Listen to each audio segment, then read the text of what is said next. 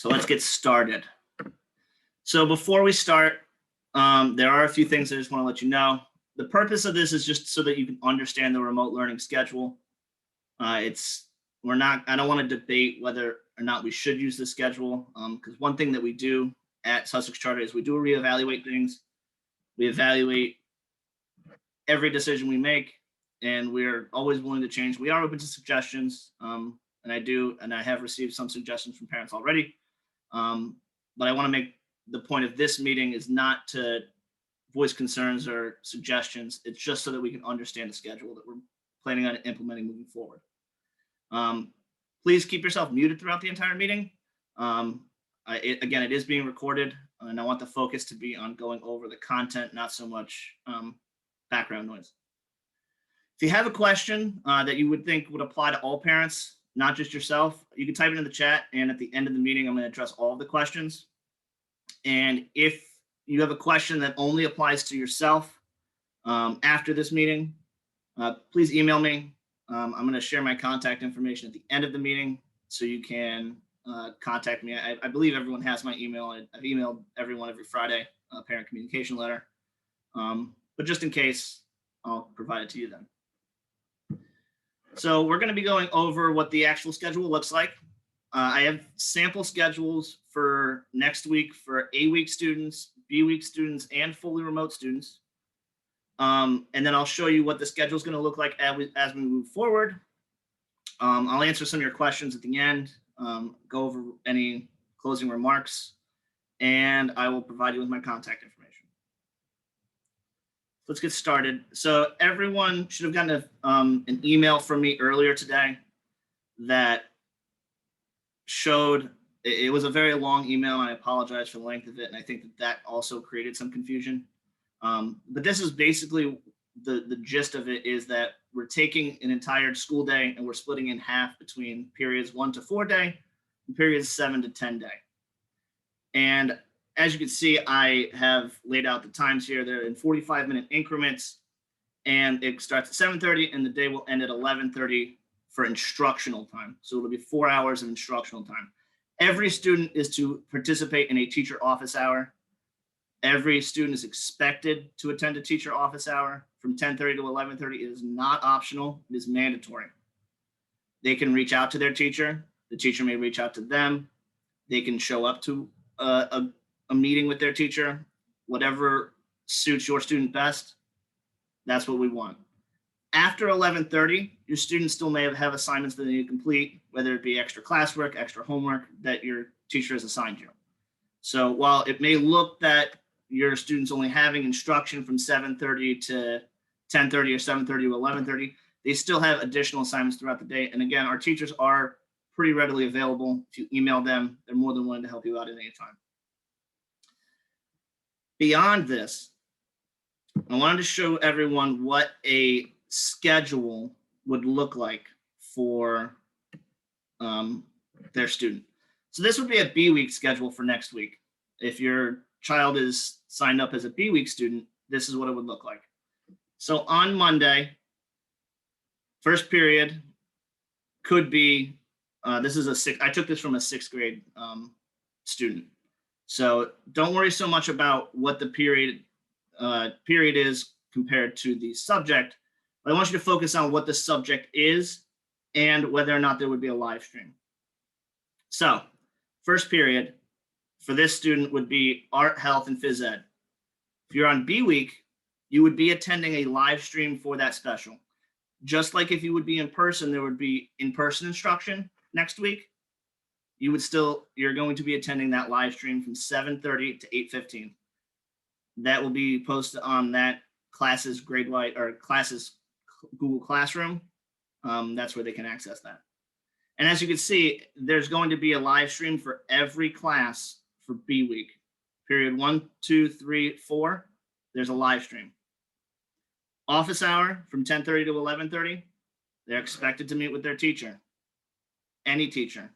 Catch up on work, get extra enrichment, whatever it may be. Periods 7 to 10 day, again, would be period 7, what they would normally have 7th period. is now going to be from 7:30 to 8:15 on the second day, or on the 24th of November. They'll go from period 7, period 8, period 9, period 10, and then their office hour. Again, there's a live stream for every class if you're on B week next week. On Wednesday, you will be going again, period 1, there'll be a live stream for their special, period 2 will be phys ed, and so on and so forth. Now, what I did is I took this same schedule and I'm going to show you what it would look like for A week. I eliminated this because it is redundant, because it does repeat from Monday to Wednesday. For an A week student next week, period 1, again, this is the 6th grade students, the same student. Period 1 would be art, health, phys ed. There is not a live stream for those classes. Similar to like when you are home on those off weeks, there's not a live stream. You just check your Google Classroom, make sure that there's no assignments that need to be completed for that class. There may be assignments. Check your Google Classroom to make sure that there's no assignments that need to be completed. Second period would be phys ed. Again, there's no live stream, but still check your Google Classroom, make sure there's no assignments that need to be completed. Third period would be math, where they would attend a live stream, and fourth period would be math, again, where they would attend a live stream. And then the last period would be the office hour that they would need to attend with a teacher from 10:30 to 11:30. On Tuesday, period 7, the student had reading, which is they would attend a live stream. Period 8 would be science and attend a live stream. Period 9 is social studies. There is no live stream for social studies. Social studies is a asynchronous class, so they would need to check their Google Classroom. And writing, there is a live stream. At the end of the day, again, there is an office hour where they need to meet with their teachers. The schedule is similar for full remote students. Full remote students, again, just like they would normally on a normal full remote schedule, there's no live stream for art, health, phys ed. There's not a live stream for physical education. There's not a live stream for social studies. Those classes are more asynchronous, and there will be assignments posted for them to complete. But full remote students are still expected to attend the office hour from 10:30 to 11:30, which is where they have the opportunity to work with their teachers still and complete any extra assignments. As we move forward, next week is going to be Monday, Tuesday, Wednesday. There is no school Thursday and Friday for Thanksgiving. So Monday is periods 1 to 4, Tuesday, periods 7 to 10, and Wednesday is periods 1 to 4. The following week would be periods 7 to 10, 1 to 4, 7 to 10, 1 to 4, and 7 to 10. It would continue like that, so on and so forth. Okay, there are a couple questions in the chat, so I'm going to just address them. So the first one is about the half day and is it enough education and why can't they have a full day? So it was a local decision on why we determined to have a half day. Again, we do try to learn from past things that we've gone through. So last year when we did shut down and we were all remote, we did notice that there was a large portion of our student population that was struggling. And again, education is not supposed to be, it is focused on education and academics, but it also needs to be focused on social, emotional, and making sure that no one is overly stressed. And I do want to stress that we do pride ourselves on academics, but we also want to make sure that we are making sure every student is met where they are and that we can make sure everyone is completing what they need to complete.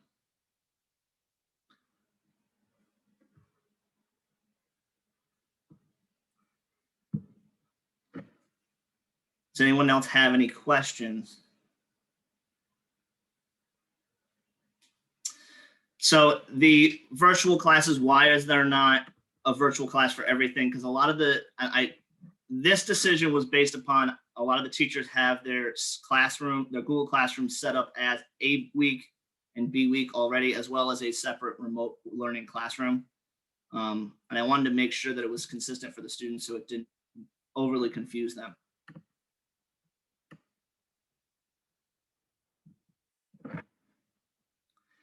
On the one, this is a good question by Mrs. Hickey. She asked about on periods 1 through 4 day, will they have to do assignments for 7 through 10 or just 1 through 4 assignments? They might, Mrs. Hickey. It really depends on the teacher. Some teachers had stated that they were going to try to give enough work to be able to do in that afternoon. Some teachers said that they wanted to try to be cognizant of everyone's situation. So really, it depends on the teacher. So just make sure that your child keeps up with their Google Classroom and make sure that they complete the assignments that's given to them.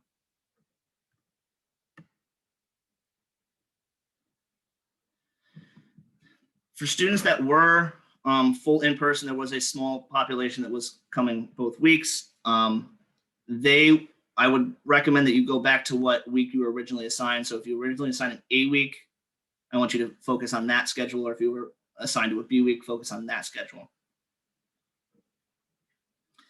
So if you are confused on when there's a live stream and when there's not, I'll go back to the slide. So it really depends on your week, but just know if you were an 8-week student, the only live stream classes are going to be math, reading, science, and writing. If you were on B week, everything is going to be live streamed, because you would have been in person. You would have been getting live instruction for art, health, phys ed. You would have been getting a live instruction for social studies. So we want to make sure it was consistent in that manner. That way it's not too confusing. I know it came off as confusing, and I apologize for that. But I just want to make sure that we're trying to keep some level of consistency. Michelle, thank you for your comment. I try. I know it's hard, and this is going to be something that's going to probably, people are going to be divided on this issue. But again, I'm just trying to work through this, and just to the best of our ability as a school.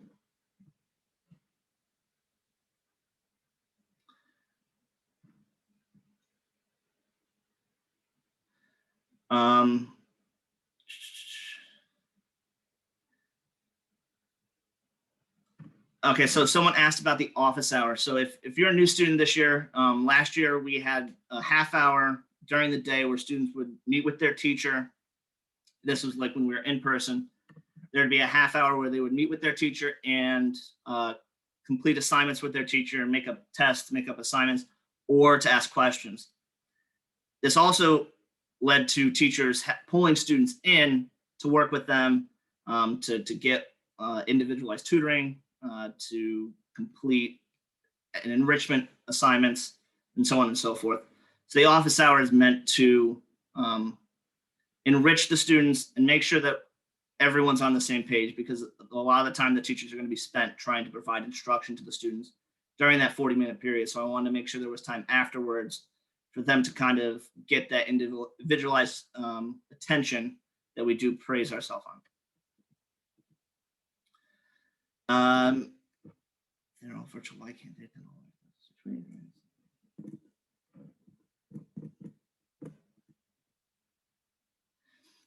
Someone asked about how long we foresee this happening. I actually don't have that answer. Again, we make all our decisions in conjunction with the Department of Health and a lot of the other districts within Sussex County. We were on a meeting today, and we're trying to be unified in switching to a full remote schedule within the coming days. Social studies has not been a live stream on off weeks since the beginning of the year, Mrs. Deerdorf. So they're only going to be a live stream on the on weeks that Nate would have been in school. Yes, a teacher can attend more than one teacher in the office time. So what they'll do is they'll pop into one office hour, meet with that teacher. They can meet with the teacher for 10 minutes, 15 minutes, and they can hop off and go meet with a different teacher, Mrs. Soriano. Another parent asked, yes, they asked about the social studies teacher having office hours. Every teacher will be available for office hours, and I will make sure that they are completely 100% available from 10:30 to 11:30. Even if your child had a class on the periods 1 to 4 day, that teacher still will be available on the period 7 to 10 day for that hour. Carol Ann, I will email you whether or not he will be A or B. Okay. I will share this with everyone. That way you can go through the sample schedules. Mrs. Pateka, that's a great idea. Mrs. Pateka had the idea of having an open time slot for socialization. I know that the PTO is planning on having some virtual events coming up, so I would recommend you look into that. But I do agree that they should have an open time slot for socialization. I'll take that into consideration as we move forward.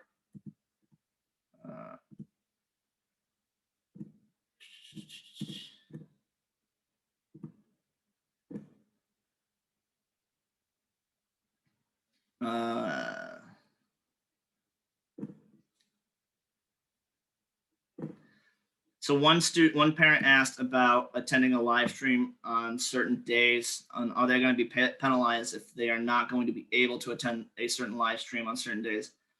This would work as if any other time during the school year. Please email the attendance email and let us know. Again, we try to be cognizant of everyone's situation. So if you are unable to have your child home and you need to take them with you somewhere, email the attendance email and let us know that your child's not going to be able to attend, I don't know, period 2 today because you had to run an errand or go to a doctor's appointment. So someone said, what are the reasons teachers are not available in the afternoon? They actually are available beyond 11:30. A lot of our teachers were tutoring students after school, and that's the time that they're going to be tutoring those students. But again, our teachers are very flexible. If you would like to set up a meeting after 11:30 with a teacher, they're more than welcome to accommodate that. Our teachers have always been flexible. They were flexible during the shutdown last year, and they will continue to be flexible.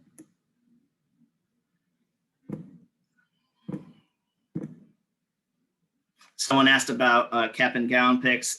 It is too soon. We are going to be ordering caps and gowns shortly, but I would hold off on that one. Mrs. Topic, I want to show you the fully remote schedule. I'll leave it up here for you to look at. Mrs. Weaver, thank you for your kind words.